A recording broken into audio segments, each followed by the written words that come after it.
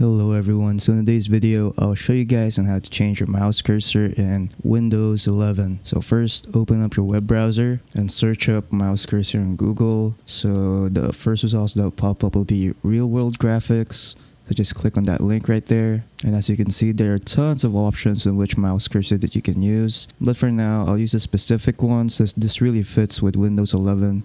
It really looks modern as hell. So just search Windows 11, click on search, and then I'll choose this one right here. And if you've already chosen the Windows cursor that you want to use, click on download and then click this folder thing right here. All you have to do now is extract it, click on extract, and then it's done. To apply it, all you have to do is go to the control panel, click on open, and then just search in the control panel, mouse, click on this, then go to pointers, and you can change it from here. Click on this tab right here, click on none, and then what you can do now is click on the normal select, click browse, go to the location where you downloaded your mouse cursor. So for me, that will be in downloads, and then this folder right here, and then look for the corresponding mouse cursor that's being asked. So it'll be this one, click open, and then there. Next will be the help select, look for it again, and then I'll just see you guys in a bit once I've finished with all of these.